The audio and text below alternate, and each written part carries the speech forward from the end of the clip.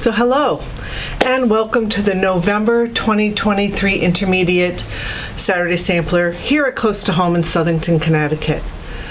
Thank you for all the well wishes and letting you know that the November kits can be picked up beginning Saturday, November 18th, Friday, November 10th through November 30th for free by bringing in your finished October block. Okay, we still have basic machines at unbelievable prices, and we are offering at 0% interest. Also, check out our fall machine sale going on now on our website, www.closetohomestores.com. Another great announcement, we will be having an open house on Thursday, December 7th from 4 to 7 p.m. We have amazing private sale with demos, refreshments. We ask that you send in your loved ones and get to come in to get your holiday gift. Also, mark your calendars for our annual Black Friday sale beginning Monday, November 20th, running through Thursday, November 30th. So here we go for November's block. It is applique. So we're going to create a background and then we're going to applique our shapes to that background. So here is the block. It is a 16 patch and it is literally made up of squares and half squares in the background with two different orange peels appliqued into the corners. So I've gone ahead and already made the background, which is super easy. My half square triangles are, they're all finished at 3 inches, each of the squares. So what I've done for the half squares in the background I'll show you is just to take your 3 7/8 inch squares, draw your line on the cream, sew either side, cut down the middle, and you have your half squares. So that's a fairly easy block to do. Let's get into the cutting of the block. I put the size of the kit fabric so that you know which way to orientate your 3 1/2 inch strips. You're going to need 2 strips at 3 1/2 and 1 strip at 3 7/8. Each of these are squares, so you'll need 8 3 1/2 inch squares, and then you will also need 4 3 7/8. And don't forget to draw your diagonal, because these 3 7/8 are your half square triangles that go with your turquoise. So same thing, 3 7/8, you'll need 4 of them. The dark blue and the multi-swirl, please do not cut the kits. What you want to do is fuse a 12 by 7 inch piece of Steam-A-Seam Light 2 to the wrong side of each of these kit fabrics, and that's what I'm going to start with and take you through how to cut the orange peel shapes and how to applique them onto the background. Let me just get my iron nice and hot, because we're going to need that next. All right, so what I've done here on the table is I've finished my background. I've made a 16 patch. 8 of them are half square triangles, and 8 of them are solid 3 1/2 inch squares, finished at 3. Okay, so that should be done first. That can be done at any time, but I went and I pressed the seams open. Okay, I'll show you on the back, and I probably should have done them on my half square triangles as well, but I forgot. So if you could do them on your half square triangles, that would be even better. But certainly as you sew each of these rows and columns together, press them open, because when we go to do our applique, it really removes a lot of the bulk, because the pieces are coming right into the corners. All right, so press your seams open, get your background set up. All right, fusing.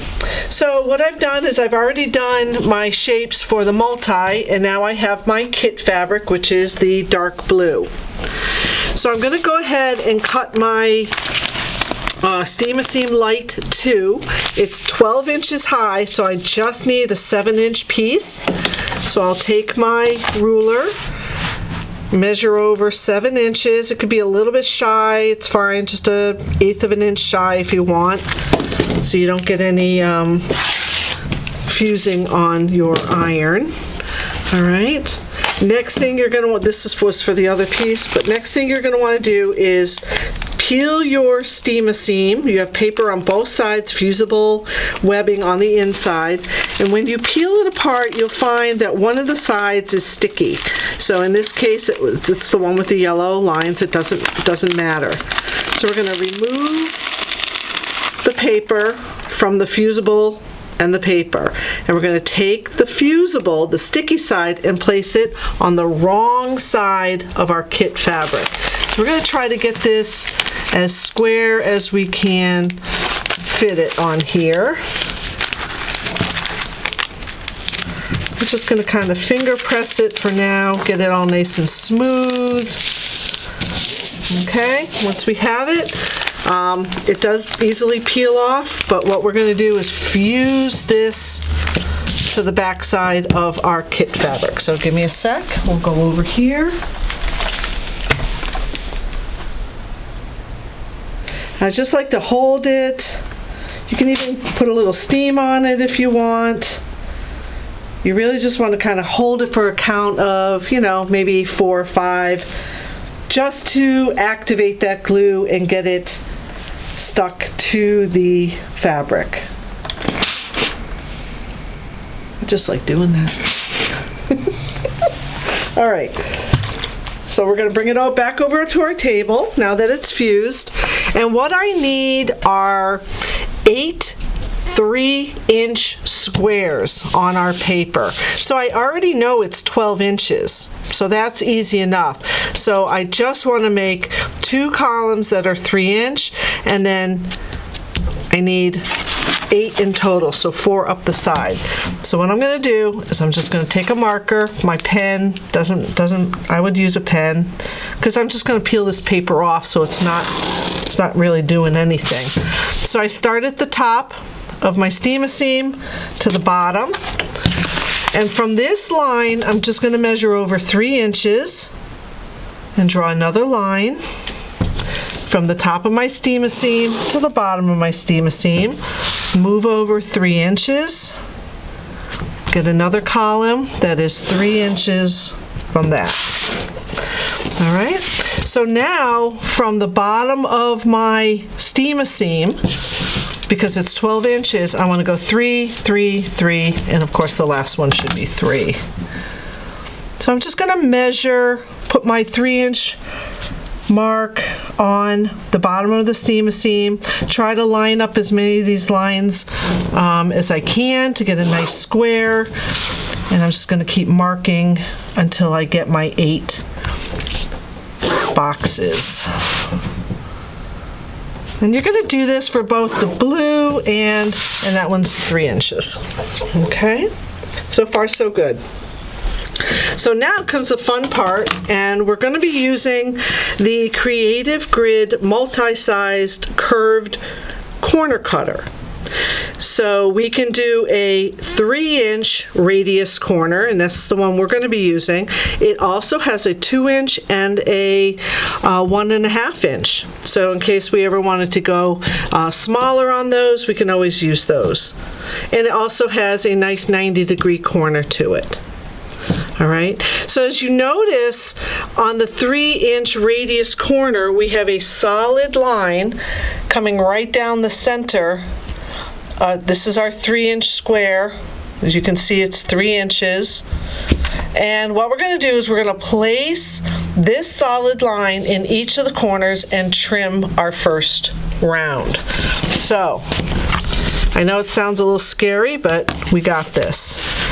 So the first thing I'm going to do is I'm going to take my solid lines, I'm going to place it into the corner of my 3-inch square that I drew, and the tip of this corner should come right to the next square, and so should this one.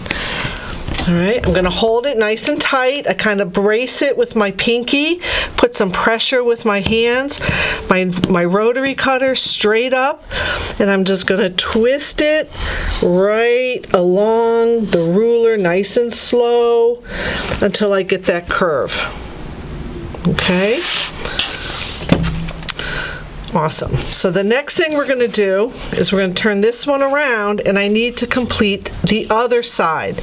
So the same black lines that I used to cut that corner, I'm going to match that line with that point so that my wedge comes right to the corner in both corners, and I'm going to cut the other side. So again, brace it with your pinky, hold on with your fingers, press down nice and tight, nice and strong, come with a nice round curved, following that ruler, and we have our orange peel. All right, so I'll do another one. We'll do a few and then we'll move on. So here's my next square, lining it up with the solid line, starting moving around in a circle. I'm just going to keep going. I'm going to do all these in the same direction, and then I'm going to come back and I'm going to go in the other direction. Nice circle. Every time I'm lining up my lines with the solid 3-inch line. Okay, and you can keep going. Lining. Keep that rotary cutter nice and close to the ruler. You want to stay right on track. Give it a little twist with your wrist. So basically we have a bunch of these going on. I can then turn this one. Here's my corner, so I find the point on my ruler where here's the solid line. I'm matching it up with that point and that point, and when they match up, then I can cut.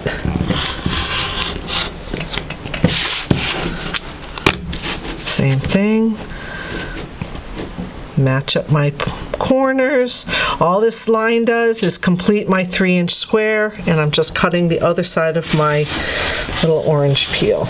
All right, so you're going to do that for the blue, and you're going to do that for the multi-swirl.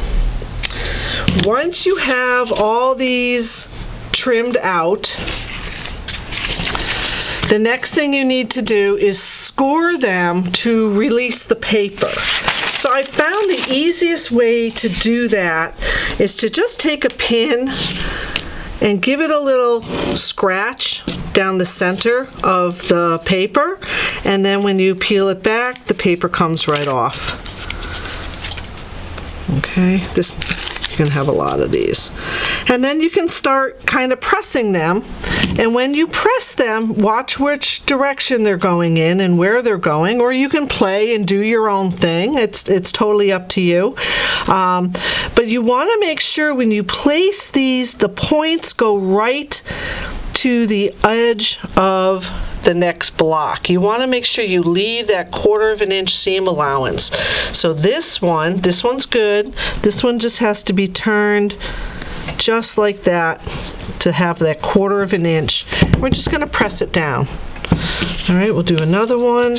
We'll do a few of these until we're going to put all of them on.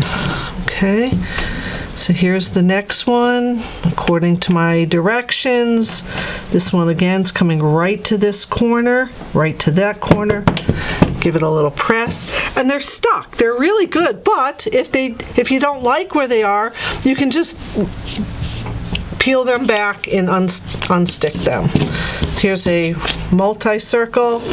Give it a little scratch, and it peels right off. All right, and this one, all the multis follow the same lines as the half square triangles. So it's pretty easy. The point of the orange peel goes right up to the point of the half square triangle and into that point. And I think you guys get it. I'll do one more to complete this circle. The point, make sure you have your 1/4 of an inch seam allowance, and these all come to the center point right there.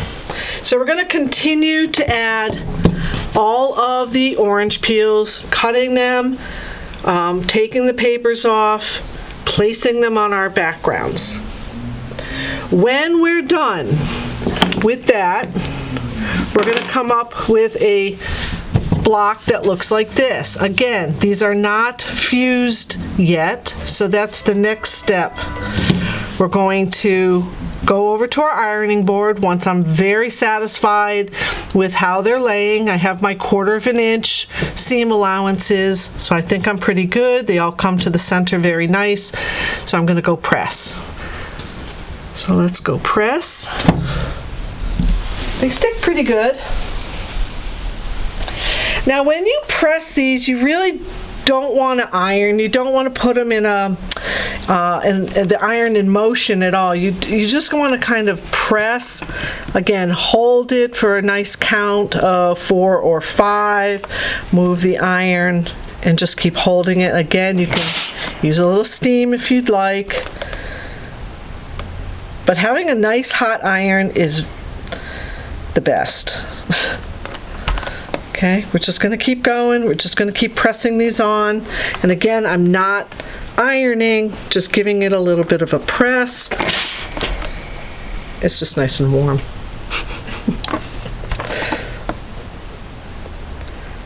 All right, kind of all over. Make sure you get all of them. And then the last thing to do is applique. Your block is not finished until you applique all 16 of these orange peels.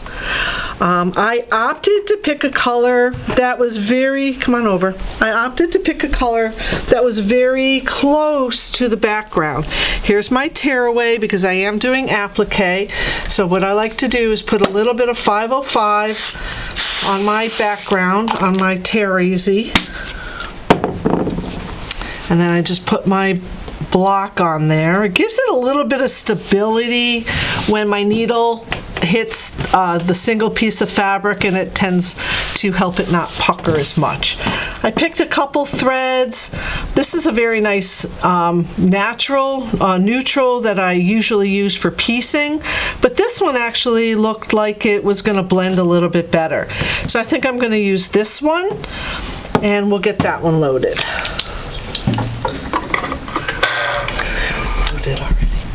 All right. The other thing you're going to need, of course, is your open toe foot.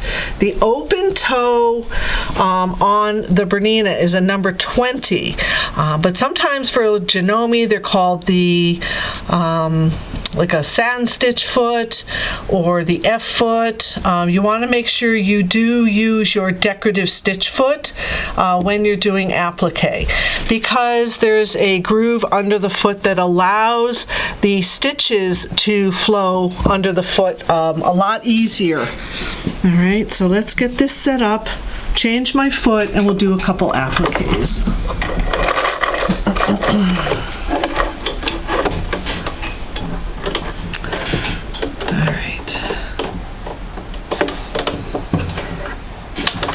I do have blue thread in the bobbin, but I don't think that's going to matter. All right, so we're going to pick the stitch. We've done this before. It's an applique stitch. Oh, and we did use this Creative Grid ruler, I believe back in 21 when we did the gray quilt.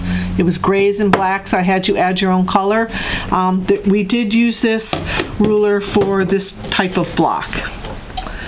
All right, so I'm going to go ahead and pick my blanket stitch. It's just a very simple stitch that comes along the outside of the background, and then it has a little bar that goes into the applique, out of the applique, back onto the background, and then it moves forward.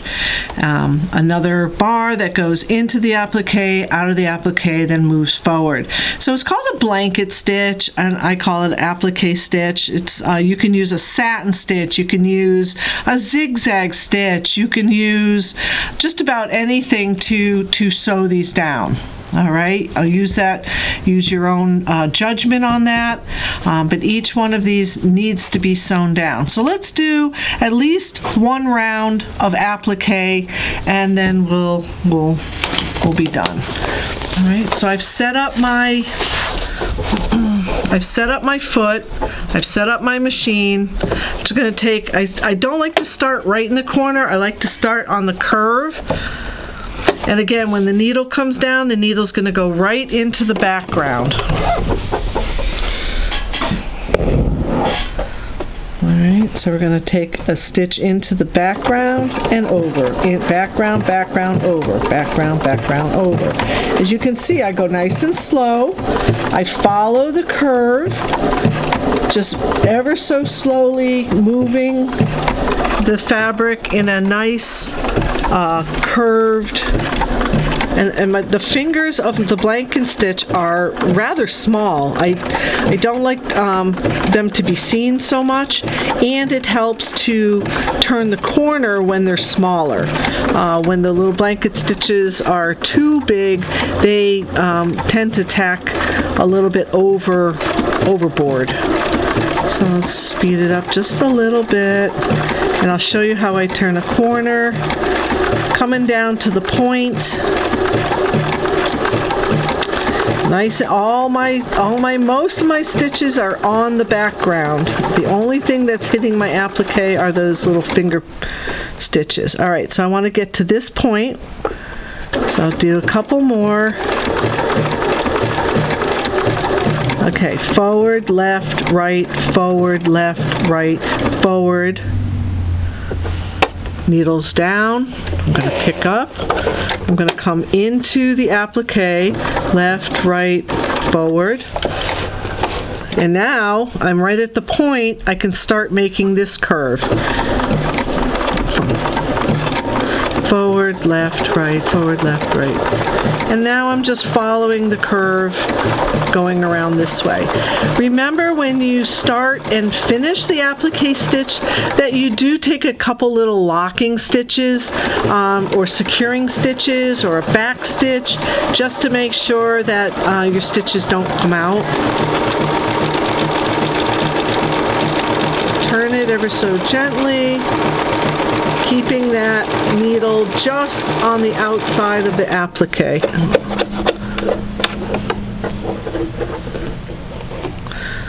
One more corner. So approaching the corner, slow down. Forward, left, right, forward, left, right, forward, left, right, forward, left, right, forward, left, right. We'll go forward. One into the middle, forward to the side, and then I approach this corner.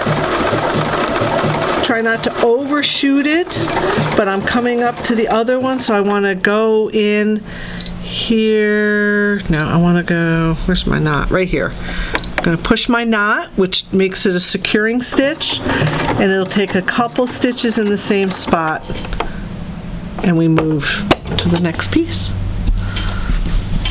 Applique. Hopefully you like it, because there's 16 pieces to applique on this block, but it really does come out nice. And again, try to play a little bit with the way the petals go. Maybe you like it in a different position or whatever. So thanks for watching, and hopefully we will see you for our open house on Thursday, December 7th from 4 to 7. Have a good evening.